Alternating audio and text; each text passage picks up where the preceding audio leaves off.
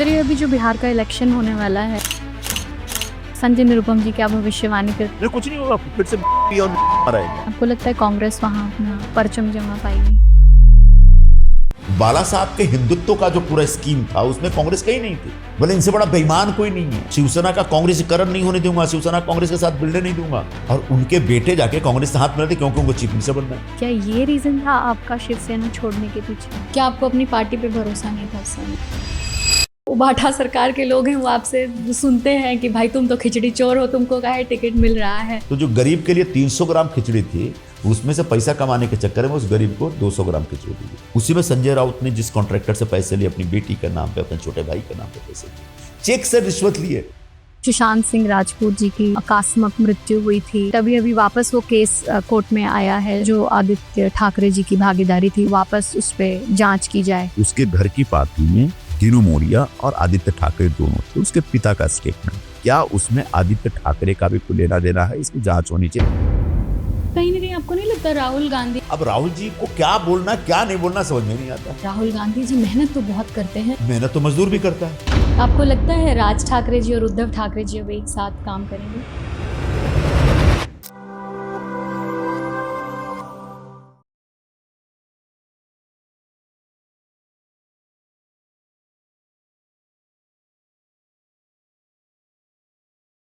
Sir, Shiv Sena से जो आपका एसोसिएशन था, कहा जाए तो he was like a father figure to you, and उन्होंने आपको पॉलिटिक्स में लाया। शिवसेना के साथ आपका इतना अच्छा एसोसिएशन था, you were nominated and you were N MP with Rajya Sabha.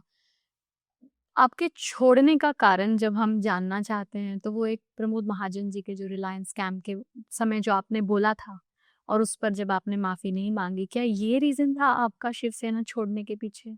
ये एकमात्र रीजन नहीं था, वो एक फ्लैश पॉइंट बन गया था। अच्छा मैं 2004 में ही चुनाव हारने के बाद जी।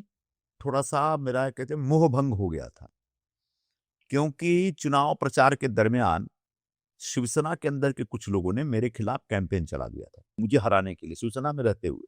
और थोड़ा सा कुछ सेक्टर ऐसा था जहां पर मराठी भाषी वोटों को मेरे खिलाफ भड़काया गया, और इसका अंदाजा सबको भी था, मुझे भी था, सबको था। तो मुझे लगा यार, इतना मेहनत करने के बाद भी और पार्टी के लिए दिन रात में पार्लियामेंट से बाहर लड़ता रहता हूँ, फिर भी कहीं ना कहीं मेरी एक ये पहचान करके स्थापित कर दिया, मैं बिहारी हूँ या हिंदी भाषी हूँ या उत्तर भारतीय हूँ या भैया हूँ। मैं तो ऐसा नहीं सोचता, हम तो अपन मिलजुल के रहते हैं। इसके आगे बहुत कुछ नहीं है यहाँ, जी। क्योंकि अब एक लिमिटेशन आ गई है, और आगे भी अगर यही होना है तो फिर हम हमारी कोई मतलब क्या है। तो उस वजह से एक डिफरेंसेस चल रहे थे, और मैं ऑलमोस्ट मूड में था कि अब निकला जाए। और फिर सवार आदमी का वो जो लाइन है कि तो मैंने कहा कि मैं खुद एक नॉर्थ इंडियन हूँ, नॉर्थ इंडियन लोगों के लिए काम करता हूँ। जब चुनाव में तो एक नॉर्थ इंडियन लोग ही जब मुझे वोट नहीं देंगे तो बड़ा एक बेमेल साजिशी होगी जी। North Indian working for Shiv Sena, जहां शिवसेना में एक्सेप्टेंस की कमी दिख रही है। जी। जबकि मेरी तरफ से कोई कमी नहीं, मैं दिन रात लगा हुआ हूँ। जहां से तब मुझे पार्टी की तरफ से पूरे महाराष्ट्र के अलग अलग इलाकों का इंचार्ज बनाया जाता था। उन इलाकों में जाकर के पार्टी का काम करके वहां से एमएलए एमपी चुन के लेके आते थे। हर डिस्ट्रिक्ट में जाकर के पार्टी का काम करता था दिन रात में। मतलब मैं एक भले ही नॉर्थ इंडियन था, लेकिन पार्टी के रैंक एंड फाइल में प्रॉपर ढंग से पार्टी का काम करता था, एक जो पार्टी के लीडर्स वर्कर्स करते हैं। और एज ए स्पोक्स पर्सन भी लगा रहता था मैं। पार्लियामेंट में भी किसी चीज की कोई, मैं पार्लियामेंट में जो भी इश्यूज रेज करता था, मोस्टली महाराष्ट्र के इश्यूज होते थे, शिवसेना के इश्यूज होते थे। तो इसके बावजूद अगर यहाँ पर इतना बड़ा ब्रेक लगाया जा रहा है तो इस ब्रेक को तोड़ना आसान नहीं है। और ब्रेक को तोड़ना आसान नहीं है तो फिर तो यूटर्न ही लेना पड़ेगा, नहीं तो कोई दूसरा रास्ता ढूंढना पड़ेगा। तो वो सब प्रोसेस चल रहा था। इसी बीच प्रमोद जी वाला इशू है जिसमें मेरा कोई रोल नहीं था, कोई लेना देना नहीं था। वो अनिल अंबानी मुकेश अंबानी का झगड़ा चल रहा था। अनिल अंबानी ने कोई आरोप लगाया था मुकेश अंबानी पे। उस झगड़े के दरमियान मेरे पास इंडियन एक्सप्रेस का एक रिपोर्टर आ गया और उसने बोला कि आपने इस विषय पे राज्यसभा में कोई क्वेश्चन डाले। अच्छा। मैंने कहा हम क्वेश्चन डालते हैं, कोई भी नेशनल डिस्कोर्स में कोई सब्जेक्ट आता है और लगता है कि इस बारे में सरकार से कुछ पूछना चाहिए तो हम डाल देते हैं क्वेश्चन। तो इसमें कोई एलिगेशन जैसा नहीं है, मैंने कोई एलिगेशन नहीं, मैंने पूछा कि क्या है। Government must say it, government must give some explanation और इंफॉर्मेशन अबाउट दिस। बस इतना बोल दिया मैंने। वो गया। उसके बाद पूरा एक्सप्रेस में बड़ा सा पूरा फुल पेज आर्टिकल, कॉन्स्पिरेटर, ये मुझे नीचे लेके संजय में क्रूसेडर। मैंने कहा मैंने कोई क्रूसेड किया ही नहीं। तो बेसिकली वो एक पॉलिटिकली मोटिवेटेड आर्टिकल था, जिसमें उस समय जो बाकी लोगों के बीच जो झगड़ा चल रहा था उनके बीच का था, उसमें मैं अटक गया। अब मुझे नेक्स्ट डे बोला गया कि तुम माफी मांग लो। मैंने कहा मैंने गलती क्या की है? भाई मैं तो कुछ क्वेश्चन रेज कर रहा हूँ जिसमें कोई एलिगेशन नहीं। तो उस विषय पे थोड़ा सा खींचतान हो गई थी, और खींचतान तो फिर मुझे लगा कि अब हो गया, अब समय आ गया। हाँ समय आ गया, अब यहाँ से अब पलायन पिंजरे से उड़ जा रे पंछी। अब देश हुआ बेगाना, अब यहाँ से निकल जाए अब। ये ऐसा एक फिर आपके जिंदगी में मुकाम था जब आप उड़ने तैयार थे पर आपको आसमान का पता नहीं था। पता नहीं था आसमान का, कोई अगला ठिकाना क्या कुछ पता नहीं है। मैंने रिजाइन कर दिया, लोगों ने बोला तो किसी से बात की। मैंने क्या बात करना? अरे कहाँ जो, अरे देखे थे यार क्या हो रहा है। उसके 2 महीने बाद में कांग्रेस ज्वाइन किया मैंने, और तब मेरे कांग्रेस ज्वाइन करने से रोकने के लिए पूरे कांग्रेस में एक से एक दलाल टाइप के लोग एक्टिव हो गए, इसको लेना नहीं है। हाँ, इतना आसानी से वेलकम भी तो नहीं मिलता है। लोगों को लगता है बहुत आसान है पार्टी जंप करना, पर ऐसा भी नहीं है। नहीं ऐसा नहीं था। और फिर मेरे जैसे आदमी को बोले बाप रे खुराफाती आदमी है, बदमाश आदमी, इसको थोड़ा ब्लॉक करके रखो, इसको आने मत दो। बहुत संघर्ष करना पड़ा। फिर कांग्रेस में आने के बाद कितने लोग मेरे पीछे लगे लगे ही रहे। बाद में मुझे चुनाव लड़ने के लिए मौका दिया गया, तो नॉर्थ मुंबई दिया गया, जो जहां से गोविंदा थे, गोविंदा के लिए पोस्टर लगते थे, गुमशुदा की तलाश, इसको जो ढूंढ के लाएगा 10,000 इनाम दिया जाएगा। मैंने कॉन्स्टिट्यूंसी इतनी खराब कर दी थी गोविंदा ने। और मैं रहता हूँ यहाँ नॉर्थ वेस्ट, मेरी सीट ये है। हाँ, उन्हें आपको ये सीट नहीं देंगे, वो सीट जाइए, मतलब हारने के लिए जाइए। और वहां से जाके जीत के निकल के आया, वो भी राम नाईक को हरा गया है। गोविंदा ने राम नाईक को डिफीट करके कांग्रेस के एमपी के तौर पे गए थे। पूरे 5 साल कुछ काम नहीं किया या कम काम किया। एक फिल्म एक्टर अगर कितना टाइम दे सकता है, कितना समझ सकता है? हमारी तरह कोई पॉलिटिकल एक्टिविस्ट तो है नहीं। तो इस वजह से गोविंदा के खिलाफ पूरा कैंपेन चल रहा था। अच्छा, तो पार्टी ने तय किया कि गोविंदा ने भी शायद बोल दिया था कि मुझे नहीं लड़ना चुनाव। तब उनकी जगह किसको दिया जाए, तो मुझे भेज दिया गया। तो मतलब एक तरह से मतलब ओखल में सर डालने वाली बात थी। तो मुझे कई लोगों ने बताया कि मत लड़िए, अभी सब बड़े मत लड़िए। मैंने कहा चुनाव तो लड़ूंगा, बाकी छोड़े देखा जाएगा जो होगा। हाँ, बोला अभी आप एक चुनाव हार गए, सूझ दे दिया। ठीक है, एक और हारेंगे, क्या प्रॉब्लम? बस पॉलिटिकल आदमी चुनाव तो लड़ेगा ही लड़ेगा, हार जीत बात की बात है, लड़ना ज्यादा जरूरी है। हार और जीत देखा जाएगा। पत्थर तो तबीयत से हाँ यार, एक आसमान एक मतलब कौन कहता है कि आसमान में सुराग नहीं? एक पत्थर तो तबीयत से उछालो यार, तो तबीयत से उछाल दिया जाए, देखा जाएगा। तो लड़ गए, जीत गए जी। तो सारे जो हमारे विरोधी थे कांग्रेस में, सब बेचारे एकदम परेशान हो गए, हड़बड़ा गए, होगा। फिर मैं अपना काम कर, फिर पार्लियामेंट में काम करने लगा। पार्लियामेंटेरियन था, अच्छा बोलता था, विषयों को समझता था, पढ़ता था, मेहनत करता था। मैं जब 1-1 घंटे का स्पीच दिया मैंने, तो एक बड़े बड़े हिस्टोरियन थे, एम.एन. दास, वो राज्यसभा में थे, उड़ीसा से आते थे, एकदम सीनियर आदमी थे। Mister Nirupam, how many secretary you have? मैंने नहीं समझा। मैं सर, आपके पास सेक्रेटरीज कितने हैं जो आपके लिए काम करते हैं, रिसर्च करते हैं? बोले सर कोई नहीं, एक अकेला मैं हूँ। तो आपका पूरा स्पीच इतना रिसर्च बेस्ड होता है, कैसे करते? मैं सर खुद मैं करता हूँ। बोले कैसे करते हैं? मैंने कहा सर मेरा जर्नलिज्म का बैकग्राउंड है, आधी चीजें तो पढ़ी हुई है, बाकी मैं पार्लियामेंट की लाइब्रेरी में रेगुलर जाता हूँ। पार्लियामेंट की लाइब्रेरी में बहुत गिने चुने लोग जाके बैठते थे, उसमें से एक मैं था। मैं सारी किताबें में निकाल लेता हूँ उसमें से। बाकी पार्लियामेंट का रेफरेंस सेक्शन बहुत अच्छा होता है, तो उसमें से बहुत सारी अच्छी इन्फॉर्मेशन आ जाती है। तो वो मेहनत करके, पढ़ के, रात भर जग करके किसी विषय पे तैयारी करके आप बोलते हैं, उसका एक इम्पैक्ट होता है, लोग लाइक करते हैं। फिर जब यहाँ से जीत के गया तो मैंने उसी रोल में फिर से आया, काम करना शुरू किया, लोग लाइक करने लगे। फिर 2014 आता है, मोदी वेव आता है, सारे मेहनत बेकार हो जाती है, फिर आ जाते हैं हम लोग। घर घर मोदी, हर हर मोदी, हर घर मोदी, घर घर मोदी हो गया। तो मतलब ये जो मातोश्री से 10 जनपद का आपका सफर था, ये इतना आसान तो नहीं था। उनको लगता था कि प्लेटर में मिल गया संजय निरुपम को, ये इतना आसान तो नहीं था। देखिए, जिंदगी में कभी भी किसी को भी प्लेटर में नहीं मिलता। अगर किसी को प्लेटर में मिल गया तो वो टेम्पररी है। आखिरकार आपको फिर मेहनत करनी पड़ती है सरवाइव करने के लिए, सस्टेन करने के लिए, स्टैंड करने के लिए। बड़े बाप के बच्चे भी है ना, वो भले ठीक है पहला ब्रेक मिल जाता है। मुकेश अंबानी को भी धीरूभाई अंबानी के बेटे थे तो ब्रेक मिला, लेकिन उसके बाद मुकेश अंबानी ने कितना संघर्ष किया कंपनी को खड़ा करने के लिए। ये भी एक इतिहास है ना।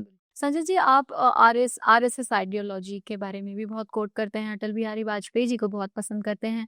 कभी भी आपने ये क्यों नहीं सोचा कि शिवसेना से निकलकर मैं बीजेपी ज्वाइन करूं? आप बीजेपी में क्यों नहीं गए? आपने कांग्रेस क्यों चूज किया? ऐसा कुछ, जैसे मैं जब शिवसेना जब उस समय छोड़ा, जी। तब तो कंट्रोवर्सी के सेंटर में प्रमोद जी आ गए थे, तो बीजेपी से कोई रिश्ता, कोई मतलब, हालांकि सब मेरे दोस्त थे अच्छे, हाँ। लेकिन फिर मैंने कभी ट्राई भी नहीं किया। और तब क्या था कि मुंबई में कांग्रेस पार्टी की अच्छी स्थिति थी, और जी। यहाँ पे नॉर्थ इंडियन जो मुंबई का था वो बेसिकली कांग्रेस माइंडेड था। तो मैंने कहा यहाँ पर एक बेमेल शादी नहीं होगी, यहाँ पर एक बड़ा सब कुछ एक अनुकूल रहेगा मेरे लिए, तो इसलिए मैंने ऑप्ट किया तब तो कांग्रेस को। इस बार मैंने सोचा, जब कांग्रेस से जब एकदम से मन टूट गया और लगा कि अब फिर देश हुआ बेगाना, निकल जा, उड़ जा यहाँ उड़ से। जा रे पंछी। तब मैंने सोचा कि सबसे अच्छा, इस बीच शिंदे जी के मैं संपर्क में था, वो मुझे कई बार बोल चुके थे, मेरे पुराने दोस्त थे, मुझे कई बार बोल चुके थे कि आप आइए हमारे साथ काम करिए, हमारे साथ रहिए, उधर क्या करना है। तो मुझे लगा कि ये एक पुरानी पार्टी है हमारी, सब पुराने साथी हैं, पुराने लोग हैं, जिनको हम वर्षों से एक दूसरे को जानते पहचानते हैं, और शिवसेना की आइडियोलॉजी मैं जानता हूँ, और शिव सैनिकों के अंदर अंदर मेरी पहचान बनी हुई है। कई शिव सैनिक मुझे पूरे 20 साल तक कांग्रेस के अंदर मिलते थे, साहब वापस आ जाओ ना, हमको अच्छा लगा आप आ जाओगे, तो आप बहुत अच्छा आदमी थे। कई शिव सैनिक मुझे बोलते थे, हजारों लाखों शिव सैनिक मुझे समय से मिले, कोई किसी ने मुझसे हेट नहीं किया। मैं छोड़ के गया जिस कारण से भी गया, लेकिन उन शिव सैनिकों ने कभी मुझसे हेट नहीं किया। तो बोले नहीं, आप बहुत अच्छे आदमी थे, बाड़ा साहब बहुत लाइक करते थे, आप बाड़ा साहब की बातों को लेकर पूरे देश में आप खड़े होकर जो बोलते थे, हमारे लिए आज भी वो एक प्रेरणा का स्रोत है, तो इसलिए हम चाहते हैं आप आ जाए।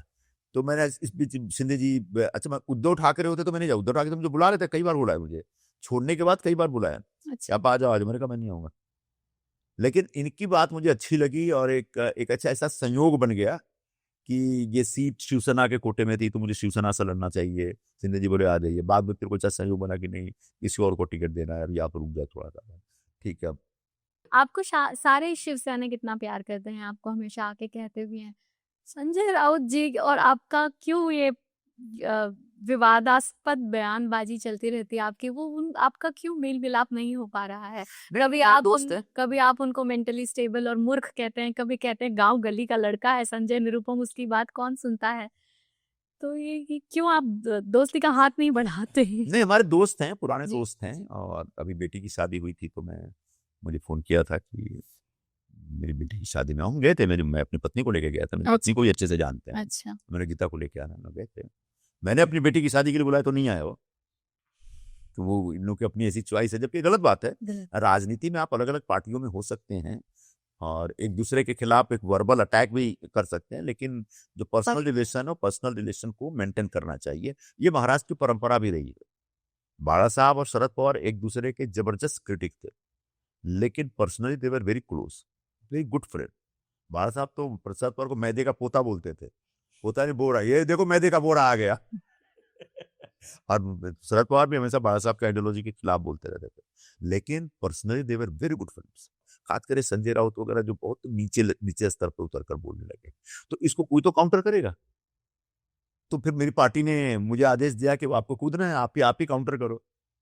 तो जब पार्टी ने कहा, तो मैं ठीक है, मैं काउंटर करता हूँ, तो अब हम लग गए। मेंटली अनस्टेबल बोला दिया आपने। मेंटली अनस्टेबल आदमी है, उसने कई ऐसे ऐसे स्टेटमेंट दिए हैं।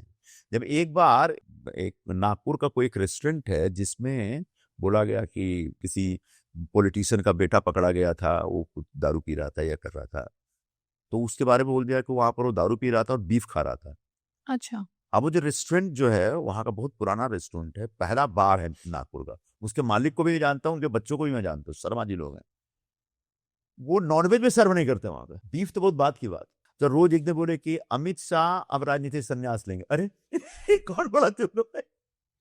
तो रोज इस तरह के उठपटांग बयानबाजी देना, कोई तो काउंटर करेगा। सर आप कम। हाँ, तो मैं उठपटांग बातें नहीं करता, मैं हमेशा लॉजिकल बातें बोलता हूँ। हमारी कोई एक बात उठपटांग बता दीजिए। मैं अपने बयानों के लिए जाना जाता हूँ, लोगों को मेरे बयान कुछ याद भी रहते हैं, लेकिन कोई उठपटांग बातें नहीं होती। सर आपने उद्धव ठाकरे के लिए भी कहा कि कांग्रेस के साथ जो गठबंधन है वो बाला साहेब जी की आइडियोलॉजी के खिलाफ है। बाला साहेब तो कभी इनको किन्नर बोला करते थे या अपने टाइम पर कांग्रेसियों को, और उनके साथ आप अपने साझा कर लिया है। तो आपने यहाँ तक कहा कि अब वो टाइम आ गया है कि मातोश्री में बाला साहेब की फोटो की जगह अब औरंगजेब की तस्वीर लगेगी। क्या ये कहना सही था? नहीं, बिल्कुल ऐसा है।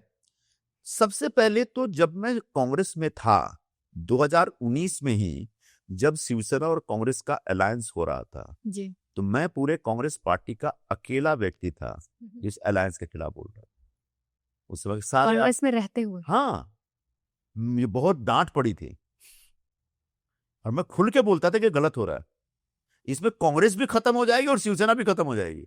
क्या आपको अपनी पार्टी पे भरोसा नहीं था उस समय? नहीं, मुझे पार्टी पे भरोसा है जी। लेकिन पार्टी को शिवसेना के साथ अलायंस करने का मतलब आप सिर्फ कुछ दिन के लिए पावर शेयर करना चाहते हैं शिवसेना, और शिवसेना के अंडर आप आ जाते हैं। शिवसेना से आप लगातार लड़ते रहिए कांग्रेस से, करेक्ट। और that is how Congress party survived है। कांग्रेस पार्टी हमेशा लीड लेती है। तो अब जिससे आप लड़ते रहे हैं उसको आप अपना मुख्यमंत्री बना के उसके अंदर आप काम करते हैं, और उसका बीच में आज शरद पवार जी की पार्टी है, शरद पवार जी का दूसरे, तो आप तीसरे नंबर पे चले जाते हैं। अब तमाम पॉलिटिकल पार्टियों के हिसाब से देखें तो आप चौथे या पांचवें नंबर पे चले गए। इससे बढ़िया अपोजिशन का स्पेस करे, पोजिशन में रहो ना, लड़ो ना, मेहनत करो ना, फिर से लड़के अपोजिशन में 1 नंबर की पार्टी रहेंगे आप। तो वो आप अपना स्लॉट मत छोड़िए। ये मेरा एक पॉलिटिकल सजेशन, किसी ने माना नहीं। शिवसेना, बाला साहब ने पूरी शिवसेना ही कांग्रेस के खिलाफ खड़ी की थी।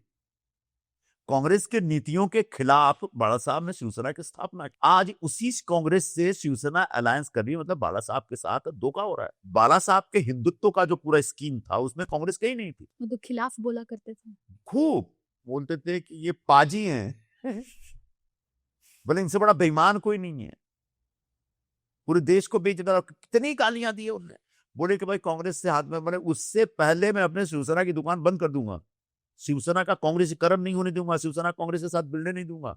और उनके बेटे जाके कांग्रेस से हाथ मिलाते क्योंकि उनको चीफ मिनिस्टर बनना है, और वही उनके डाउनफॉल का कारण बना। फिर जो हिंदुत्ववादी, जो बाला साहब के हिंदुत्ववादी विचारों के जो समर्थक थे, जो उनके फॉलोवर थे, उनको अचानक लगा अपने साथ धोखा हो गया। जो कांग्रेस एंटी हिंदुत्व वाली लाइन लेती है उस कांग्रेस के साथ शिवसेना जा रही, मतलब बाला साहब के साथ धोखा और हमारे साथ धोखा। तो शिवसेना का वोट बैंक भी, मैंने कहा शिवसेना भी नुकसान में है, कांग्रेस तो है ही नुकसान में। और ये मैं तब बोला था कि ये ज्यादा लंबा नहीं चलेगा। मैंने बोला 2-2.5 साल में सरकार गिर जाएगी। मैंने तो बोला था 6 महीने में सरकार गिर जाएगी। 2 साल कोविड आ गया। मैंने कहा कोविड में तो वैसे भी समय चक्र रुक गया था। वो मैं नहीं मानता।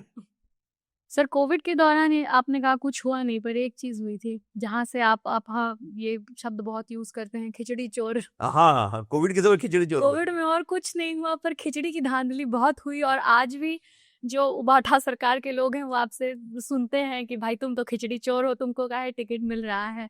तो ये स्कैम आपने अनर्थ किया? मैंने अनर्थ नहीं किया था, ऑलरेडी मुंबई पुलिस के पास इसकी इंफॉर्मेशन थी और केस वेस रजिस्टर हो गए थे जी। उसमें ये संजय राउत इन्वॉल्व है जी।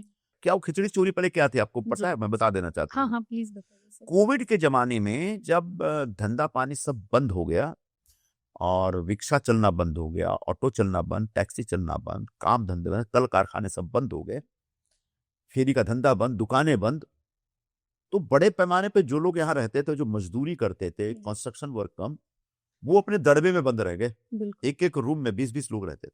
अब 24 घंटे उनको आराम है, उनकी सैलरी खत्म, उनको पगार नहीं मिल रहा, उनको सैलरी नहीं मिल रही, उनकी कमाई नहीं है, यहाँ कोई दुकान नहीं है, कोई मार्केट सब बंद है, तो खाने के लाले पड़ गए। तब सरकार ने, बीएमसी ने तय किया कि भाई कम से कम गरीबों को सुबह शाम कुछ खाना दिया जाए और फ्री में दिया जाए। तो वो तो क्या दिया जाए? खिचड़ी दिया जाए। वो खिचड़ी मेरे पास भी आती थी, मैं भी यहाँ खूब सप्लाई करता था। मेरे पास भी समझे 400-500 पैकेट, 1000-1000, 1200 पैकेट आते थे, तो हम लोग गरीब लोगों को रास्ते बंटवाते थे। तो जो एक कॉन्ट्रैक्टर के पास आता तो वो सब जगह भेजते थे हमारे पास। हाँ। आपको कुछ चाहिए कि हाँ हमारे लोगों को देना है। हाँ। तो वो जो खिचड़ी थी, उस खिचड़ी में 300 ग्राम खिचड़ी देनी है, ठीक है, और मान लीजिए कि 100 रुपए में देनी, ठीक है। तो 100 रुपए में 300 ग्राम खिचड़ी का कॉन्ट्रैक्ट मिस्टर ए ने लिया बीएमसी से, ठीक है। और मिस्टर ए ने नीचे जो खिचड़ी एक्सपर्ट है, हाँ, उसको बोला कि 100 रुपए की जगह तूरे को मैं 70 रुपए देता हूँ, 300 रुपए की जगह 300 ग्राम की जगह 200 ग्राम खिचड़ी चुका। तो जो गरीब के लिए 300 ग्राम खिचड़ी थी, उसमें से पैसा कमाने के चक्कर में उस गरीब को 200 ग्राम खिचड़ी दी। ये खिचड़ी चोरी हो गई, गरीब की खिचड़ी चोरी हुई है। और इसमें 3-4 कॉन्ट्रैक्टर्स तय किए, वो सारे कॉन्ट्रैक्टर उद्धव ठाकरे के आसपास के लोग।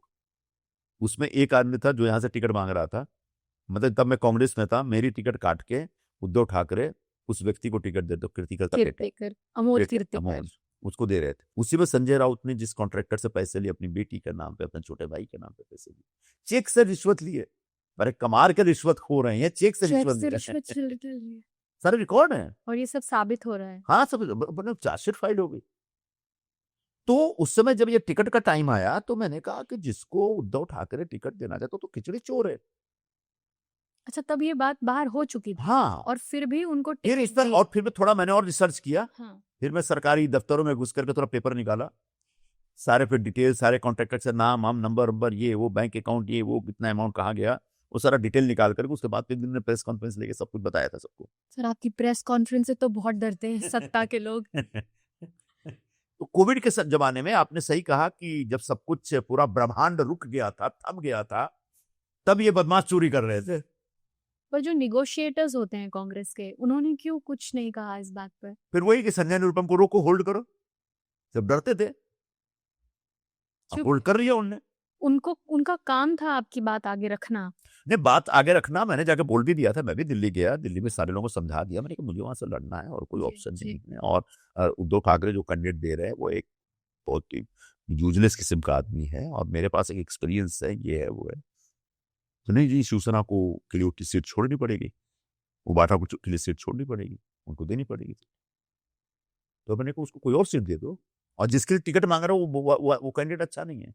अच्छा, उसका बाप हमारे साथ, गजानन वो उनके जो फादर है वो सिद्धे जी के साथ है और बेटा उधर है, उबाटा के साथ। हाँ, तो अजीब तरह का अरेंजमेंट है। हाँ, ये परिवारवाद भी नहीं है और फेवरेटिज्म भी नहीं है, और कैसे ये खिचड़ी खिचड़ी ये पक रहा। परिवारवाद भी है, हाँ, फेवरेटिज्म भी है, और इसी के वजह खिचड़ी पक रही है, इसमें खिचड़ी चुराया भी जा रहा है। सर, ये बॉलीवुड की मसाला फिल्म की तरह प्लॉट ट्विस्ट होते जा रहे हैं। तो ये जो चुनाव में अमोल उनको टिकट दिया गया, ये मेरे ख्याल से हार गए रहे। 48 वोट से जीत गए, बिल्कुल मार्जिनल वोट से। आपने सिर्फ 48 वोट से। मार्जिनल तो नहीं कहा। मैंने बिल्डिंग के, अपने बिल्डिंग के लोगों को जो मोबिलाइज किया था, लगभग 200 वोट बिल्डिंग से निकाला। वो बिल्डिंग वाले बोलते हैं कि साहब आपका जो एमपी है ना हमारी वजह से आया है। अच्छा, कई जिन जिन लोगों को मैंने मोबिलाइज किया, जो जू गली के मुस्लिम लोगों को मैंने लगाया था काम पे। हमारे साथी एक फिरोज भाई हैं, उनको बड़ा लगाया काम पे कि चलो मुस्लिम वोट थोड़ा देते हैं। तो थोड़ा थोड़ा वोट हम जब, तो मुस्लिम लोग मिलते, बोला साहब तुम्हारा एमपी है ना, हमारे वजह से एमपी है तुम्हारे। हमने 48 वोट क्रेडिट लेने के लिए। जो ये तो कुल मिला के सब लोग लगे। हाँ। और नहीं, जिससे ज्यादा बुरी तरह से वो हार सकते थे, लेकिन हमारे जो कैंडिडेट थे वो जीत सकते थे बहुत अच्छे से, लेकिन उनके पास टाइम कम था, और जो एक थोड़ा वेल कोऑर्डिनेटेड हमारा कैंपेन होता वो नहीं था। जबकि उबाठा की तरफ से जो कैंडिडेट दिया गया उसको 3 महीने पहले से एक्टिव कर दिया गया था। 3 महीने से काम पे लगने के बावजूद वो नहीं जीत पाया हो। आप तो एकदम लास्ट मिनट आपके लिए ये इलेक्शन था जो डिंडोशी असेंबली। वो मेरा इलेक्शन था। वो तो मुझे तो 12 दिन दिया गया। 12 दिन में 3 दिन दिवाली, 2 दिन छठ, 7 दिन में कैंपेन हुआ, और फिर भी वो भी मार्जिनल था। हाँ। जब आपने ये बयानबाजी की कांग्रेस के लिए कि कैसे कैंडिडेट चुना, और लोग कहते हैं एक बार उबाठा की तरफ से आला हाईकमान ने अगर कह दिया कि यही लड़ेंगे सीट, तो उसके बाद उस पर डिस्कशन नहीं होता है। तो आई थिंक अरविंद सावंत जी ने भी कहा था कि कौन है संजय निरुपम, क्यों इतना बोल रहे हैं। फिर नाना पटोले जी ने भी बोला था कि ये किसी के सुपारी लेकर बात करते हैं। तो ये बयानबाजी से आपको क्या बुरा नहीं लगता? उस समय उसको पॉलिटिकली सूट कर रहा था मेरे खिलाफ बोलना। हाँ, पर कहना कि सुपारी घेत लिया है। तो सुपारी किससे ली थी? मैं पहले पान खाता था, पान छोड़े जमाना हो गया, सुपारी लेकर करूंगा क्या मैं? और वो नाना पटोले जितना भारी नेता बनता था, हाँ। 204 वोट से जीता इस बार। वो भी हार गया था। पोस्टल बैलेट के काउंटिंग में कुछ तो किया गया जिससे बच गया कि उसको बचाया गया। ये बड़े नेता थे सर। और इस सावंत जो है जी, बोले कौन संजय निरुपम? ये जब एमटीएनएल के यूनियन के नेता थे तब मैं एमपी था शिवसेना का, जी। ये आज एमपी बन रहे हैं। और एक दिन बाला साहब मुझे शाम को ढूंढने लगे, जब मैं उनका एडिटर था तो मोबाइल था नहीं मेरे घर पे, फोन था नहीं। मैं नेक्स्ट डे ऑफिस गया तो मुझे फोन आया मेरे पास, पर क्या हुआ तुम्हारा, तुमको कल मैं शाम को ढूंढ रहा था, तुम्हारा घर का तुम्हारा नंबर नहीं है मेरे पास। मैंने घर पे फोन नहीं है साहब, तो बोलना चाहिए मुझे। मैंने फोन रखा, ठीक है साहब। तो अरविंद साहब का फोन आता है, निरुपम जी कहाँ फोन लगाना है आपके घर पे? तो मैंने बताया मेरा एड्रेस है। 3 दिन के अंदर फोन लग गया, लैंडलाइन आ गई। फोन लग गया, और वो बोलते कौन निरुपम? उसके बाद चौथे दिन शाम को फोन आता है, 12 साहब फोन उठाते, बादल फोन, तुम्हारा फोन लगना मुझे बताया क्यों नहीं? मुझे क्या मालूम, आपको बताना था। बड़े लोगों की ये पहचान होती है, कितने मासूमियत से उन्होंने आपने उनका जिक्र किया तो मुझे ये एनेक्डोट याद आया। एपिसोड याद आया। आप कांग्रेस के साथ आपने काफी समय बिताया, पर जब आपने कांग्रेस छोड़ा तो कहते हैं ना, जब हम उठ गए तो उठ गए, और आपने कहा कि बिखरी हुई पार्टी है, दिशाहीन पार्टी है, और आपने छोड़ा, और आपके पीछे काफी सारे पॉलिटिशियंस ने उस समय कांग्रेस छोड़ा, और आप ही नहीं, काफी बड़े बड़े नाम है, कपिल सिब्बल हो गए, ज्योतिराव सिंधिया हो गए। ये क्यों सारे कांग्रेस छोड़ रहे हैं? क्या आप ऐसा सोचते हैं कि वो होता है ना, जब नाव डूबने वाली होती है तो सबसे पहले लोग भागना शुरू करते हैं? नहीं, वो बोले चूहे भागते हैं पहले। कांग्रेस पार्टी एक बहुत बेहतरीन पार्टी रही है। कांग्रेस का बड़ा गौरवपूर्ण इतिहास रहा है। पूरी आजादी की लड़ाई का नेतृत्व किया कांग्रेस ने। आजादी के बाद पंडित जवाहरलाल नेहरू के नेतृत्व में सरकार बनती है। उस सरकार ने आधुनिक भारत के निर्माण में बहुत बड़ा योगदान दिया। जी। नेहरू जी की जो अपनी पूरी पॉलिसी मेकिंग थी वो बहुत ही उत्कृष्ट दर्जे की जी। थी। पब्लिक सेक्टर को प्रमोट किया, प्राइवेट सेक्टर को प्रमोट किया। उन्हीं के समय में इंडस्ट्रियलाइजेशन जो हुआ। हाँ, और उसके बाद भी इंदिरा जी के नेतृत्व में भी बहुत ठीक रहा। प्रिवी पर्स जैसी जो बैंकों का नेशनलाइजेशन कर दिया, तब बड़े बड़े बिरला, टाटा बिरला के अपने बैंक होते थे, वो सारा बैंक छीन करके उसको नेशनलाइज कर दिया। जी। तो कुछ साधारण सा काम नहीं था। बिल्कुल। फिर राजीव गांधी आते। राजीव गांधी ने भी टेलीकम्युनिकेशन सेक्टर में बहुत बड़ी क्रांति की। लेकिन प्रकारांतर में धीरे धीरे देखा जाए तो कांग्रेस पार्टी डिरेल होती चली गई। अभी इस समय with due respect to Sonia ji जब तक थी तब भी वो थोड़ा सा लेफ्टिस्टों के प्रभाव और दबाव में काम करते हुए खास तरह की पॉलिसी मेकिंग में लगी हुई। जी। लेकिन कांग्रेस जिसका एक कैरेक्टर रहा कि हमेशा मुख्य धारा की पार्टी, जी। सर क्या को साथ में लेकर चलने वाली पार्टी, वो सोनिया जी के आने के बाद धीरे धीरे बहुत संकीर्ण होती चली गई। उनके आसपास क्या हुआ, बाबरी मस्जिद गिरी। बाबरी मस्जिद गिरने के बाद मुस्लिम लोग नाराज हो गए। अब मुस्लिम लोगों का मन जीतना है, उसके लिए पूरी तरह से कम्युनल पार्टी होगी। अब डॉक्टर मनमोहन सिंह जैसे प्रधानमंत्री कहते हैं कि देश के नेशनल रिसोर्सेस पर एकमात्र अधिकार माइनॉरिटी का है। अब ये कह के आप मेजोरिटी को कहीं ना कहीं पोक कर रहे हो। जरूरत क्या है बोलने की? करिए ना, माइनॉरिटी को अपलिफ्ट करने के लिए जो स्कीम बनाना है बनाए, कौन रोक रहा है आपको? इस तरह की बातें क्यों करनी? इनफैक्ट वो वक्फ बोर्ड पर भी जो अभी उनके वक्फ बोर्ड पे अभी जो बोले वो तो बहुत ही गलत बोले जा रहे हैं। तो ये करते करते धीरे धीरे डीजेनरेशन होने लगा पार्टी। तब तक आ जाते हैं राहुल जी। ठीक है। अब राहुल जी को क्या बोलना क्या नहीं बोलना समझ में नहीं आता। क्या किया जाए उनका? मैं बहुत करीब से उनके साथ काम किया मैंने। क्या गलत हाँ, कर रहे नहीं हैं? गलत क्या है? उनका सबसे बड़ी गलती क्या है? उनके आसपास जो एडवाइजर्स है ना, वो बड़े कम्युनिस्ट माइंडेड लोग हैं, लेफ्टिस्ट टाइप के लोग। लेफ्ट अब खत्म हो चुका है। पूरी दुनिया में लेफ्टिज्म अब नहीं रह गया। दुनिया में 5-6 कंट्री थे जहां लेफ्ट की सरकार हुआ करती थी, जिसमें रशिया एक नंबर पर था। पुतिन कैसे लेफ्टिस्ट है? वो तो पूरी तरह से कैपिटलिस्ट हो गए। उसका वियतनाम रह गया। अब आप वियतनाम होके आइए, वहां पर कोई लेफ्टिज्म है ही नहीं। क्यूबा में लेफ्टिज्म खत्म हो गया। नॉर्थ कोरिया में क्या लेफ्ट है कि कम्युनिस्ट है क्या है मालूम नहीं हुआ, तो राजतंत्र चल रहा है। जी। ऐसे तो 2-3 कंट्री थे। रोमानिया अभी खत्म हो गया। पोलैंड में तो इस समय राइट विंग पार्टी आ गई है, अभी जीत करके इसी बार अभी आई है। तो हिंदुस्तान में, बिहार में कितने कम्युनिस्ट पार्टी के एमपी चुन के आते, चतुरानंद मिश्रा, ये मिश्रा, वो मिश्रा। बंगाल से इंद्रजीत गुप्ता, तो सोमनाथ चटर्जी, ये सब आते थे। बंगाल से सब कम्युनिज्म खत्म, बिहार से कम्युनिज्म खत्म, सिर्फ केरल में बच गया, त्रिपुरा से खत्म। तो जब पूरे देश में कम्युनिज्म को लोग रिजेक्ट कर रहे हैं because of their faulty ideology, तब आप उस आइडियोलॉजी के साथ जुड़ने जा रहे हैं, उनके प्रभाव में आ रहे हैं। आज हिंदुस्तान बदल गया है। मैं नहीं बोल रहा हूं कि अगर भारतीय जनता पार्टी के हिंदुत्व से आप एग्री करिए, मैं ये नहीं बोल रहा हूं। कभी नेहरू जी भी एग्री नहीं किए, इंदिरा जी भी एग्री नहीं किए, लेकिन कभी हिंदुओं को एलिनेट करके नहीं चलते थे। वो एक ऐसी पॉलिसी चला जिसमें हिंदू मुस्लिम साथ में चलते थे। यहां आपका डे बाय डे हिंदू एलिनेट होता जा रहा है, आपसे दूर होता चला जा रहा है, और आपको समझ में नहीं आ रहा है। अभी इस समय क्या हुआ, जब ग्लोबल आउटरीच के तहत सलमान खुर्शीद, शशि थरूर, आनंद शर्मा और मनीष तिवारी वगैरह जो कांग्रेस के लीडर्स थे, उनको मोदी जी ने भेजा। अब उनके खिलाफ यहां चल रहा है, शशि थरूर के खिलाफ चल रहा है। और शशि थरूर कह रहा है कि भाई ये तो हमारे लिए भाग्य की बात है कि जब सरकार कुछ एमपीज को भेजना चाहती है दुनिया में भारत का पक्ष रखने के लिए, तो कांग्रेस के एमपीज को भी उसमें सेलेक्ट करती है। ये तो कांग्रेस की खूबसूरत बात बात है। होनी चाहिए। कभी राजीव गांधी, अटल जी जब विपक्ष के नेता थे तो राजीव जी भी अटल जी को भेजा करते थे बिल्कुल यूनाइटेड नेशन में कि अपनी बात रख के आइए। बिल्कुल। ये देश की परंपरा रही है, इसके ऊपर पूरा पागलपन चल रहा है। ऑपरेशन सिंदूर पर तरह तरह के सवाल उठा के आप कौन सा पर्पस सर्व होने जा रहा है? जब पूरे देश में ऑपरेशन सिंदूर का जश्न मनाया जा रहा है, तब रोज उसमें आप कुछ कमी और दोष ढूंढ रहे हैं। ये तो हाल की बात है, लेकिन 2019 से लेकर आज भी मेरे पास वो एसएमएस पड़ा होगा, जब 2019 में 5 अगस्त को कश्मीर में संविधान की धारा 370 हटाने का प्रस्ताव पार्लियामेंट में रखा गया, कि इमीडिएटली मैंने आसपास कुछ लोगों से बात की, एवरीबॉडी वाज एक्साइटेड, तो बहुत अच्छा काम। जो बीजेपी के नहीं तो वो भी खुश थे। मैंने इमीडिएट राहुल जी को मैसेज दिया, इसका विरोध मत करना, ये नेशनल इंटरेस्ट में है और देश में लोग इससे खुश हैं, आप माने या ना माने।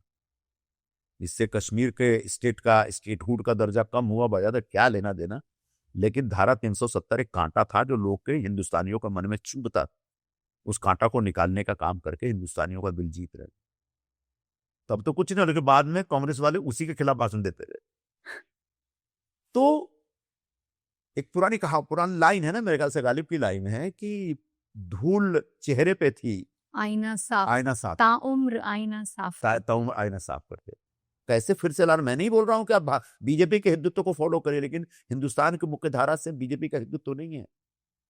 एक नया हिंदुस्तान है, एस्पिरेशन है लोगों के अंदर, बदल गया पूरा। जो एक ग्लोबलाइजेशन के बाद जैसे पूरी दुनिया बदली, हिंदुस्तान बदल गया है। आज जेंजी और अल्फा कैटेगरी के बच्चे आ गए हैं, वो आप जिसे सोचते हो उसे नहीं सोचते हो, और आप अभी भी वही आदम जमाने की तरह सोच रहे हैं। आप बंद करो वो सब। अच्छा, नहीं, अगर नहीं बदलेंगे, समय के साथ जो नहीं बदलता वो पीछे छूट जाता है, ये पुरानी कहावत है। इसलिए समय के साथ बदलने की आदत करिए। मैं नहीं बोल रहा हूं कि आप अपनी विचारधारा बदल दीजिए, लेकिन समय के अनुरूप ढलने की कोशिश करिए। कांग्रेस नहीं ढल रही है। और कहीं ना कहीं आपको नहीं लगता राहुल गांधी बहुत अंदर ही अंदर कुंठित हो गए? उनके अपने पार्टी के लोग, आपने कहीं कहा था कि पार्टी के अपने लोग ही उनको पप्पू बुलाने लगे, तो वो करना भी चाहते हैं तो दबा दिए जाते हैं। जैसे आला हाईकमान में आप कहते हैं वेणुगोपाल जी हैं, खड़गे जी हैं, ये सब अपना अपना सब आउटडेटेड है। खड़गे 80+ हो गए। उनका जो पूरा पॉलिटिकल सोच है, अप्रोच है जी, वो 1970 के टेक्स्ट बुक से निकला हुआ है। ये साहब अभी एआई का जमाना है, अब 1970 का टेक्स्ट बुक खोल के बैठे हैं वो। ऐसे लोगों को आपने फ्रंट पे डाल दिया। और जो बोलने वाले लोग हैं, चूंकि वो आपकी चमचागिरी नहीं कर रहे हैं, आप ये हाँ में हाँ नहीं मिला रहे हैं, इसलिए ये संगी हो गए। अभी राहुल जी ने नया नारा दिया, उस दिन मैंने उसके ऊपर ट्वीट किया मैंने कि हमारे यहाँ घोड़े हैं सब। मैंने रेस के घोड़े को हमने बारात का घोड़ा बना, बारात के घोड़े को हमने रेस का घोड़ा बना दिया। देखो जी, घोड़े तो 2 तरह के होते थे, लेकिन एक और घोड़े का प्रकार है, वो है लंगड़ा घोड़ा। ऐसे कोई अपने नेताओं को घोड़ा बोलते? गलत है। और ये घोड़ा बोल के आप पार्टी बचा लोगे क्या? अब शशि थरूर जो तुम्हारी बात नहीं मान रहा है, बोल रहा है national interest is far more important चीज देन एनीथिंग। मेरा भी मानना है देश जरूरी है, कांग्रेस नहीं। देश ऊपर है, कांग्रेस नीचे है। कांग्रेस देश से ऊपर कांग्रेस नहीं हो सकती। और तब आप शशि थरूर को बोलेंगे कि ये लंगड़ा घोड़ा है। ये जो सारे सलमान खुर्शीद बोलते हैं कि 370 हटाने के बाद कश्मीर की स्थितियां सुधरी हैं, शांति बहाल हुई है। पूरा चुनाव हुआ, 65% लोगों ने वोटिंग प्रोसेस में हिस्सा दिया और एक भी वायलेंस नहीं हुआ कश्मीर में पहली बार। तो जो कांग्रेस थी वो आज है, दोनों बहुत आसमान जमीन का फर्क है। इसलिए Congress day by day is being rejected by people और द वोटर, इसलिए मैंडेट उनके खिलाफ आ रहा है। सर, ये अभी जो बिहार का इलेक्शन होने वाला है, इसी संजय निरुपम जी क्या भविष्यवाणी करते हैं? आपको लगता है कांग्रेस वहां अपना परचम जमा पाएगी? नहीं, कुछ नहीं होगा, फिर से बीजेपी और नीतीश कुमार आएगा। कुछ नहीं होगा। मैं प्रेडिक्शन दे रहा हूँ आपको। मैं प्रेडिक्शन दे रहा हूँ कि बिहार में एक बार फिर से एनडीए की सरकार बनेगी। कांग्रेस से निकलकर उबाठा की सरकार पर आते हैं। आदित्य ठाकरे के बारे में आपने कहा था कि इसके माथे पे लिख दो कि मेरा बाप महाचोर है, ऐसा आपने ये तो मैंने उसका एक जवाब दिया था। उबाठा की एक एमपी ने अपने चुनावी भाषण में कहा कि श्रीकांत शिंदे के माथे पे लिख दो कि मेरा बाप गद्दार। तो मैंने उसका जवाब दिया कि श्रीकांत शिंदे की पिता एकनाथ शिंदे जी ने बाला साहब के हिंदुत्व के आधार पर शिवसेना को बचाया, और जिन एमएलए के अंदर एक बहुत वो था, एक अकबकाहट थी, और जिनको लगता था कि कांग्रेस के साथ अलायंस करना गलत डिसीजन है, उन सबको साथ लेकर के बीजेपी के साथ आए और हिंदुत्व के आधार पर एक गठबंधन बनाया उन्होंने। तो उद्धव ठाकरे ने बाला साहब के साथ महागद्दारी की है, उनके विचारों के साथ गद्दारी की है, इसलिए आदित्य ठाकरे के माथे पे लिखो कि मेरा बाप महागद्दार है। हमको ये सारी बातें नहीं बोलनी चाहिए, लेकिन शुरुआत उसने की, उनके पार्टी के लोगों ने की, और उसका जवाब तो देना पड़ेगा ना। पॉलिटिकल स्कोर्स तो सेटल होते रहना चाहिए ना, बीच में थोड़ी छोड़ देंगे, वैक्यूम नहीं छोड़ सकते, वैक्यूम को भरे रहना है हमको, फिल इन द ब्लैंक्स होते रहना चाहिए। जब सुशांत सिंह राजपूत जी की आकस्मिक मृत्यु हुई थी, या दिशा सेलियन ने जब सुसाइड किया था, इनफैक्ट अभी अभी वापस वो केस कोर्ट में आया है, उनके पिताजी सतीश सेलियन जी ने जो कहा कि ये केस वापस खोला जाए और इसमें जो आदित्य ठाकरे जी की भागीदारी थी उसको वापस उस पर जांच की जाए। इनफैक्ट अभी मिठी रिवर का जो कंट्रोवर्सी चल रहा है डीनू मौर्या का, उसमें भी कोई आदेश आया है कि इसमें आदित्य ठाकरे जी की जो सम्मिलित थे उसके बारे में और जानकारी लाई जाए। आपका क्या कहना है इस बारे में? इस पे तो मैं बोल चुका हूँ। आपको लगता है कि ये निष्पक्ष जांच हो रही है? सबसे पहली बात तो दिशा सालियन के पिता ने खुद स्टेटमेंट दिया जी कि दिशा सालियन ने सुसाइड नहीं किया था, उसे मारा गया। जी जिस दिन उसकी तथाकथित तौर पर मृत्यु होती है, बिल्कुल उसी दिन उसके घर की पार्टी में दीनू मौर्या और आदित्य ठाकरे दोनों थे।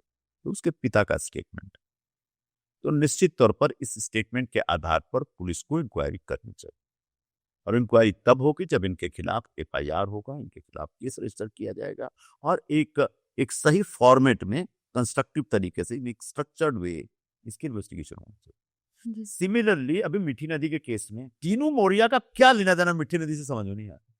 और मीठी नदी का केस क्या है? मीठी नदी जो कभी नदी थी अब नाला बन गई। अच्छा, तो उसमें से कचरा निकालना है, वो जो होता है ना स्ट्रेस का निकालना, मतलब डिसिल्टिंग करनी है उसको। उस कचरे को निकालने के लिए पिछले 20 सालों में 1200 करोड़ रुपए खर्च हो चुके, अभी तक कचरा निकला नहीं। अभी 1200 करोड़ रुपए किसने खर्च किया? बीएमसी ने। बीएमसी में सत्ता किसकी थी? उद्धव ठाकरे और आदित्य ठाकरे। बीएफसी में कोई भी कॉन्ट्रैक्ट, कोई भी टेंडर बगैर बाप बेटे से पूछे किसी को नहीं दिया। अब तक 18 कॉन्ट्रैक्टर अपॉइंट हुए, 18 में से 5 के खिलाफ केस चल रहा है। उसमें से 2 कॉन्ट्रैक्ट में जो दलाल था बीच में, उस दलाल के साथ इनका फोन पर संभाषण है, दीनू मौर्या। अब मैंने कहा दीनू मौर्या का मीठी नदी कॉन्ट्रैक्टर डिसिल्टिंग से लेना देना क्या है? That means Dinu Maurya was very close to Aaditya Thackeray, जो रेगुलर पार्टी करते हैं। कहते हैं जब वो मंत्री थे तो मंत्री अपने ऑफिस से निकलते सीधे दीनू मौर्या के बंगले पे ही जाते। इस तरह का उनका रिश्ता रहा। कोई दिक्कत नहीं, उस रिश्ते पर हमको कोई सवाल नहीं उठाना है। हर आदमी का एक अपना चॉइस होता है, जिसके साथ दोस्ती रखना चाहे रख सकता है, लेकिन उस दोस्ती का दुरुपयोग सरकारी कामकाज में नहीं होना चाहिए। तो मीठी नदी के डिसिल्टिंग वाले पूरे कॉन्ट्रैक्ट में दीनू मौर्या की जो भूमिका की जांच हो रही है, क्या उसमें आदित्य ठाकरे का भी कोई लेना देना है? इसकी जांच होनी चाहिए, क्योंकि दीनू मौर्या का कोई लेना देना ही नहीं है। दीनू मौर्या जो कुछ कर रहा है on behalf of Aditya Thackeray कर रहा है, उसकी छानबीन तो होगी। ये दुर्भाग्यपूर्ण बात है कि महाराष्ट्र में पिछले कुछ सालों में जो भी बुरी घटनाएं घटी हैं, उसमें आदित्य ठाकरे का रोल दिख रहा है। बाला साहब के पोते सारे बुरे कर्मों में शामिल हों, ये आपको अच्छा नहीं लग रहा है, लेकिन दुर्भाग्यवश ऐसे साक्ष्य में पाए जा रहे हैं जो कहीं ना कहीं उनकी आदतों, उनके शौक, उनके जो भी एक्टिविटीज है उसको संदेहास्पद बता। जो सुशांत सिंह राजपूत का भी केस था, आपको लगता है कि उसमें निष्पक्ष जांच हुई थी? उसके सुशांत सिंह राजपूत की जो आत्महत्या का जो मामला है, उस समय बहुत तरह के सवाल उठाए गए कि आत्महत्या नहीं थी, उनको मारा गया।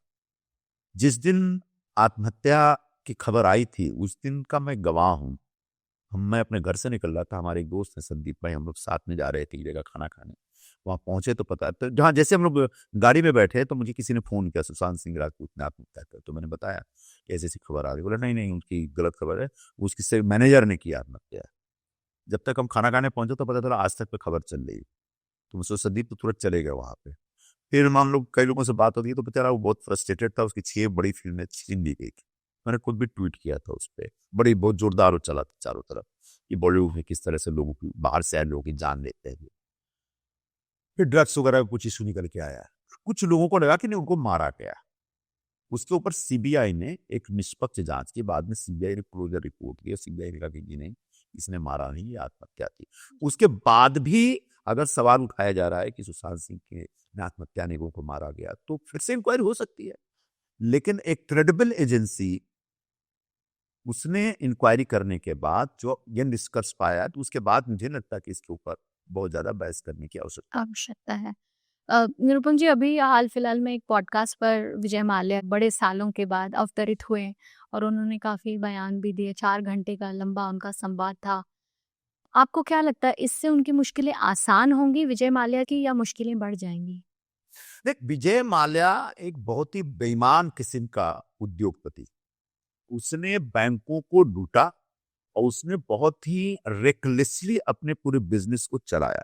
ये as a chairman of the company he could not handle properly, और चूंकि कंपनी अच्छे ढंग से नहीं चला पाए, और मुझे उनके लोगों ने बताया कि जब इनको ये इतने अयाश टाइप के आदमी थे कि कई बार अपनी बोर्ड की मीटिंग जहां न्यूयॉर्क में तो वहां बुलाते थे, जोहान्सबर्ग में तो वहां बुलाते थे, कई बार पनामा में बुलाते थे। तो बेसिकली एक लापरवाह आदमी ने सरकारी पैसे, जनता के पैसे को बर्बाद करके अपनी कंपनी बर्बाद की है। कल उन्होंने जो बयान दिया है पिछले हफ्ते, वो बयान और भी आपत्तिजनक। उन्होंने कहा कि मैंने उस समय के वित्त मंत्री अरुण जेटली जी को बता दिया था कि हम गोइंग अब्रॉड, और मुझे रोकने मैं रोका नहीं गया। आज अरुण जेटली जी यहाँ पर नहीं है, और निश्चित तौर पर अरुण जेटली को जब बताया होगा, सबसे पहले चीज बताया नहीं होगा, और अगर बताया होता तो निश्चित तौर पर वो एजेंसीज को इन्फॉर्म करते हो, इसको रोका जाता। अब ये जानबूझ के इस तरह के बयान देकर के कौन सा पर्पस सर्व कर रहे मुझे नहीं मालूम।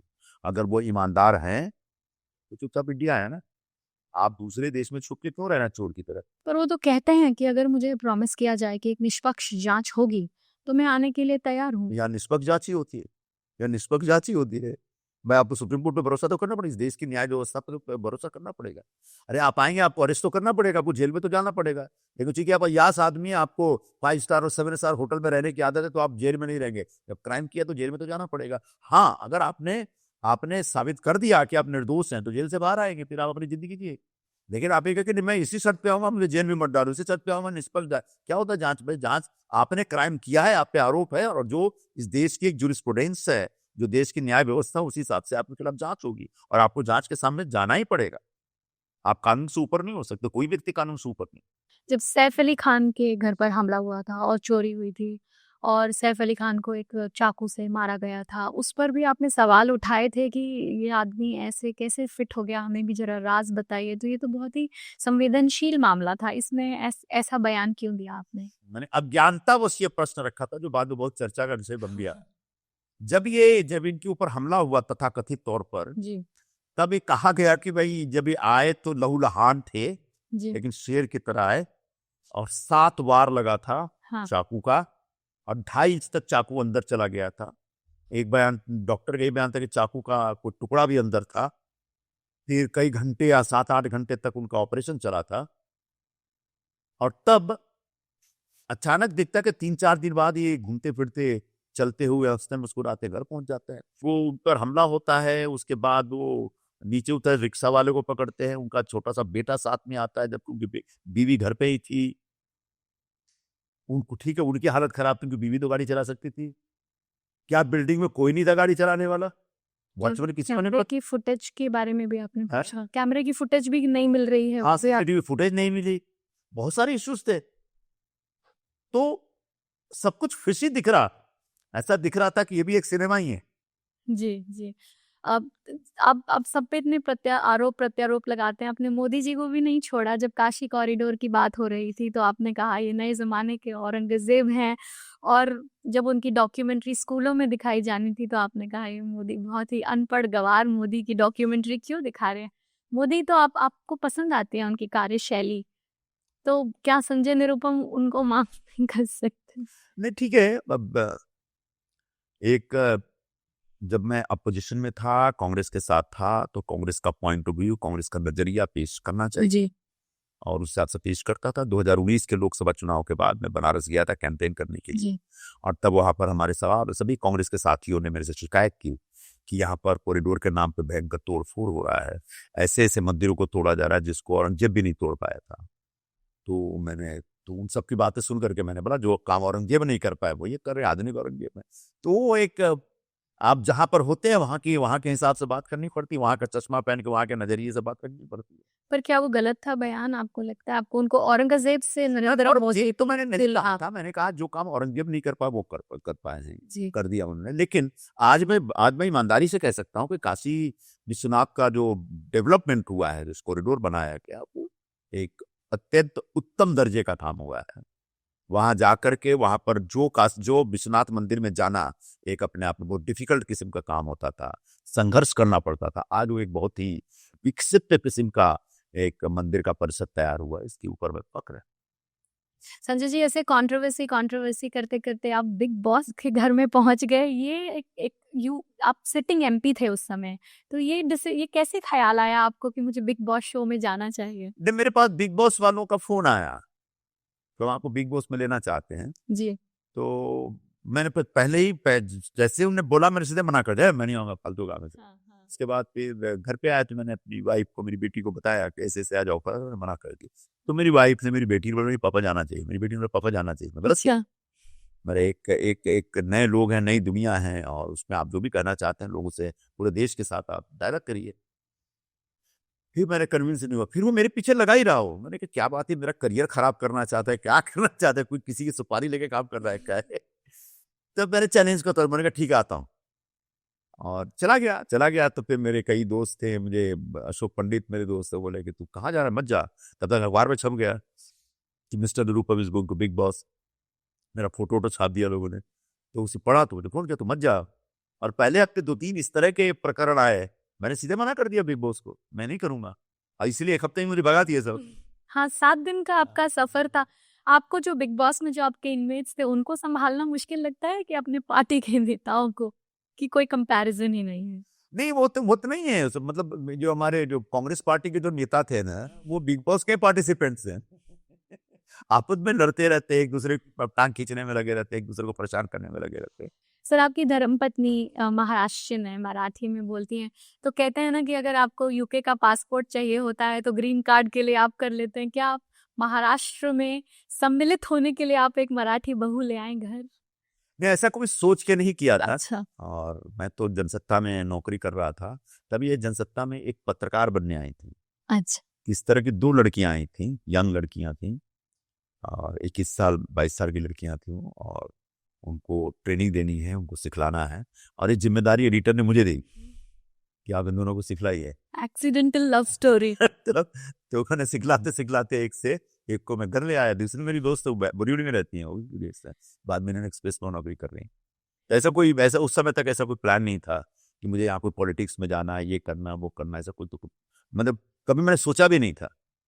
बस एक मुलाकात हो गई और कहीं ना कहीं क्लिक कर गया, एक दूसरे को हम चाहने लगे, मानने लगे, अच्छा लगा, तो हमने प्रपोज कर दिया तो उनके परिवार के लोगों ने स्वीकार कर लिया तो हमने शादी कर ली।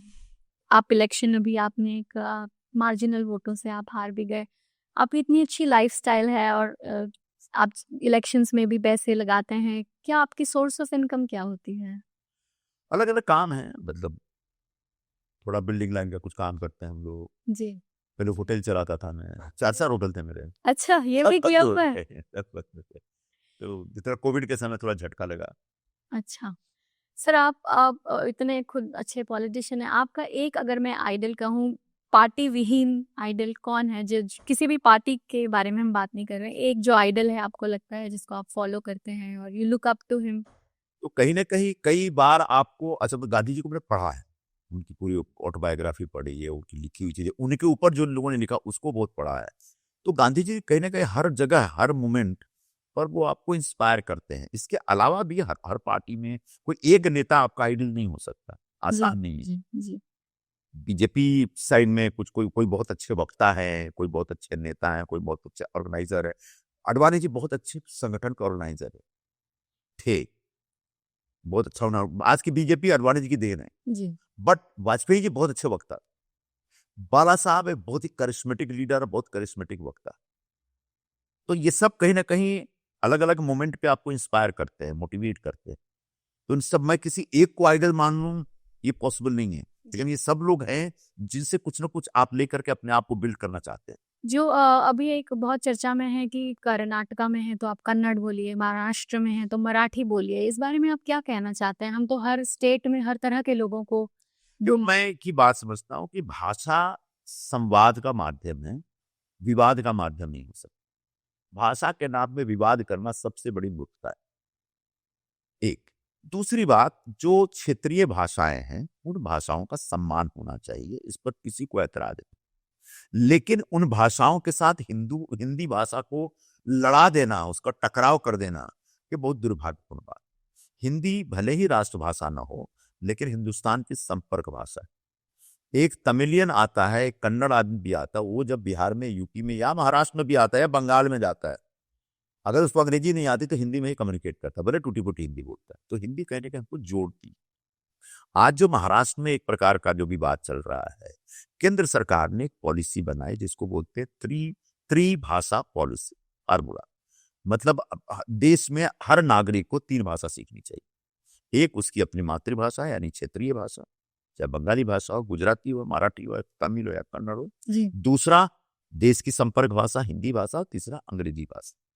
हमारे यहाँ विवाद क्या चल रहा है, आपको मराठी चलेगी, अंग्रेजी चलेगी, हिंदी नहीं चलेगी। मैंने कहा हिंदी से क्यों इतना नफरत है भाई? हिंदी फिल्म देखेंगे आप, हिंदी हीरो हीरोइन से मिलेंगे आप, हिंदी गाने सुनेंगे आप, हिंदी गजल सुनेंगे आप, हिंदी भाषा नहीं चलेगी। ये एक डेलिबरेट पॉलिटिकल मूव है ये। उनके बच्चे स्पेनिश पढ़ने जाते हैं, फ्रेंच पढ़ने जाते हैं, इटालियन भाषा पढ़ने जाते हैं, वो चलेगा। अंग्रेजी सीखना चाहते हैं, वो चलेगा, हिंदी नहीं चलेगी। ये क्या मतलब? तो कभी तमिलनाडु में जो एक हिंदी के नाम पे पॉलिटिक्स चलती थी, जो आज भी द्रविडियन पॉलिटिक्स उसी पे चलती है, उस तरह की बात यहाँ लेकर के आ रहे हैं। मैं उन लोगों को याद दिलाना चाहता हूँ कि बाला साहब, जैसा मैंने आपको बताया, जो हिंदी शब्द उनको समझ में आए तो बुला करके उनसे पूछते थे कि हिंदी बता क्या इसका मतलब क्या हो, वो सीखते थे। आज के जनरेशन, आज का जो मराठी नौजवान है, उसको हिंदी सीखने का अधिकार है। मैं नहीं बोला मराठी भाषा की कीमत पर, मराठी भाषा उसकी मातृभाषा है, बिल्कुल उसमें उसको काम करना चाहिए। महाराष्ट्र में हम लोग रहते हैं, मराठी बोलना चाहिए, लेकिन इसका मतलब ये नहीं कि हिंदी नहीं बोलना चाहिए। इसका मतलब ये नहीं कि हिंदी को डिस्कार्ड कर लीजिए। हिंदी को डिस्कार्ड करके आप हिंदुस्तान के नहीं हो सकते। हिंदुस्तान का होना है तो हिंदी आवश्यक है। अभी बीच में एक और डिस्कशन भी चला था जहाँ रुपी का सिंबल तमिल में उन्होंने पागलपन है, बचपना है, कोई मतलब नहीं इन सब चीजों का। ये सब करके वो तमिलियन लोगों को शायद वो खुश कर रहे होंगे, लेकिन धीरे धीरे आज का जो नौजवान तमिल है, नया जनरेशन जो तमिलियन है, वो अब हिंदी से नफरत नहीं करता है। जो ओल्ड एज पॉलिटिशियन वो नफरत कर रहे हैं वहां। आज का जो नौजवान है वो हिंदी के साथ है। देखिएगा आने वाले दिनों में हिंदी के फेवर में मैंडेट तमिलनाडु में आएगा। एक और भविष्यवाणी संजय निरुपम जी की। कर्नाटक में भी जो तमाशा हुआ, कोई मतलब नहीं था। ठीक है, उस लड़की को भी इस तरह की बातें नहीं करनी चाहिए। वो जो बैंक की ऑफिसर थी, उसने जिस तरीके से बहुत एरोगेंटली बात की, वो भी अच्छा नहीं लगा मुझे। उसको पोलाइटली बोल सकते हैं कि मुझे कन्नड़ भाषा नहीं आती, ठीक है मैं कोशिश करूंगी सीख करके आपसे कन्नड़ भाषा में बात करने। लेकिन बोला I will not, if you want to talk to somebody, talk to my boss, he has appointed me, who are you. इस तरह की भाषा का इस्तेमाल भी नहीं होना चाहिए। हाँ वो गलत है, पर स्थानीय भाषा का सम्मान होना चाहिए, लेकिन स्थानीय भाषा के नाम पे विवाद भी गलत हो रहा है, और दोनों तरफ से विवाद हो रहा है। अब हमारे यहाँ बैंकों में कुछ बैंकों महाराष्ट्र में एक स्टाफ को जाके मार दिया गया कि तू हिंदी बोल, अरे मराठी बोल। वो बोला मुझे 1 महीना तो हुआ, मुझे मैं कहाँ से मराठी सीख लूँ, तो उसको थोड़ा वक्त दो ना भाई। तभी मैंने ये मनसे वालों को बोला कि तुम एक काम करो ना, 12 बारी करने से अच्छा है मराठी सीखने का सेंटर शुरू करो ना। सारे लोगों को बोला अच्छा जो मराठी सीखो, अब फिर कोई नहीं आ रहा तो उससे झगड़ा करो। सर आप इतनी अच्छी भविष्यवाणियाँ करते हैं, एक और मेरे आजकल बहुत चर्चा में है, आपको लगता है राज ठाकरे जी और उद्धव ठाकरे जी अब एक साथ काम करेंगे? मुझे नहीं लगता, नहीं, मुझे लगता। कि मन से? एक तो पॉलिटिकली अगर मैं बात करूं तो दोनों एक दूसरे के साथ आएंगे तो दोनों का नुकसान। मनसे को वो मराठी वोट मिलते हैं जो उद्धव ठाकरे के खिलाफ है, और उद्धव ठाकरे को वो मराठी वोट मिलते हैं जो राज ठाकरे के खिलाफ। तो जैसे ही मनसे और शिवसेना एक होगी, जो उद्धव ठाकरे एंटी उद्धव ठाकरे वोट है जो राज ठाकरे को मिलता है, वो राज ठाकरे को फिर नहीं मिलेगा, वो चला जाएगा, या तो हमारे पास आ जाएगा, बीजेपी के पास चला जाएगा, या कांग्रेस के पास चला जाएगा। और जो एंटी राज ठाकरे वोट है वो उद्धव ठाकरे को नहीं मिलेगा, कहीं और चला जाएगा। तो कुल मिला के दोनों पार्टियों के लिए कोई विन विन सिचुएशन नहीं होगी। एक तो पॉलिटिकल एनालिसिस है मेरा, और दूसरा ये है कि दोनों कभी साथ में आएंगे ही नहीं, क्योंकि मैंने सुना अभी राज ठाकरे के साथ कई साथ कुछ शर्त रखा है कि कांग्रेस को छोड़ो तब तुम्हारे साथ आऊंगा। तो इस तरह के कोई कठिन शर्त रख करके बाद में अपना अलायंस तोड़ दें, अलायंस होने नहीं देंगे। तो ये एक महाराष्ट्र के लोगों को एक बेसिकली एक बरगलाने के लिए इस प्रकार की एक नारेबाजी चल रही है, और कुछ नहीं। संजय निरुपम जी, इस उम्र में भी आप इतने फिट लगते हैं और इतनी अपनी हेल्थ का ख्याल रखते हैं, तो जाते जाते आप हमारे ऑडियंस को अपनी एक दिनचर्या बताइए कि कैसे आप इतने फिट रहते हैं और सेहत का दिनचर्या से ज्यादा अच्छी बात यह है, सही चीज खाइए, सही मात्रा में खाइए, सही वक्त पर खाइए। कभी भी कुछ भी और किसी भी मात्रा में नहीं खाना चाहिए। सब कुछ खाइए, थोड़ा थोड़ा, मॉडरेट तरीके से, मॉडरेट क्वांटिटी। हमारे यहाँ जो बतेड़ होते हैं इतना भात लेके खा लेते हैं, कोई मतलब नहीं है। चिकन खाते 1 किलो चिकन खाए जाते, उतना ही खाओ ना जो आपके शरीर को जितनी जरूरत है। कुल मिला करके एक अर्ली डिनर और थोड़ा फिजिकल एक्सरसाइज बहुत आवश्यक है। मैं तो थोड़ा इंटरमिटेंट फास्टिंग करता हूँ, लेकिन सबको मैं सजेस्ट नहीं करूंगा, कोई जरूरी नहीं सब लोग करें, लेकिन अर्ली डिनर करिए, थोड़ा सा मॉडरेट मात्रा में खाना खाइए, और ठीक ठाक खाना खाइए, घर का खाना खाइए। बाहर का वो जो चटपटा चीजें चटोरों की तरह खाने की आदत है उसको थोड़ा कम रखिए, हफ्ते में 1 आध दिन खाया जा सकता है। अपनी जुबान पर कंट्रोल रखें। हाँ, जीभ पे कंट्रोल रखिए। खाने में ही नहीं, बयानबाजी में भी। जी, थैंक यू।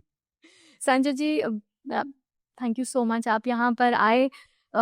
मैं अपने ऑडियंस से यही कहना चाहूँगी कि याद रखिए कि सवाल पूछना बगावत नहीं, ज़रूरत है जो आप करते हैं। लोग आपको बागी नेता भी कहते हैं, पर हम अब आपसे बातचीत करके जाने की ज़रूरत है, किसी को तो सवाल पूछना ही होगा, किसी को तो ज़रूरत है। ये था हमारे साथ संजय निरुपम जी का किस्सा, पर मैं मेरे ऑडियंस को यही कहना चाहती हूँ कि पिक्चर अभी बाकी है मेरे दोस्त। ये आवाज़ मौन तो नहीं रहेगी, ये आवाज़ सवाल पूछेगी, चाहे कीमत जो भी चुकानी पड़े। जाते-जाते मैं संजय जी से ही कहूँगी कि इस संवाद का, इस पॉडकास्ट का अंत करें दुष्यंत कुमार जी की 4 लाइनें बोलकर। हो गई है पीर पर्वत सी पिघलनी चाहिए, फिर हिमालय से कोई गंगा निकलनी चाहिए। मेरे सीने में न सही, तेरे सीने हैं सही, हो कहीं भी आग लेकिन आग जलनी चाहिए। बस ये जलती हुई आग हमेशा रहे, और सही चीज़ के लिए, जैसा कि बाला साहब ठाकरे जी ने आपको कहा था कि बस वो फायर जिंदा रखना, चाहे किसी को जलाओ मत, पर कोई तुमको भी जला ना सके। Thank you so much Sanjay Nirupam ji, हमारे साथ इतनी देर बैठकर इतनी अच्छी बातें करने का। थैंक यू सो शुक्रिया। मच। हाय, मैं संजय निरुपम। ये काउच नहीं, माँ की गोद है, और माँ की गोद में हर बच्चे को एक परम आनंद की अनुभूति होती है। आज इस चैनल के इस कार्यक्रम में आकर मुझे बड़ा आनंद आया।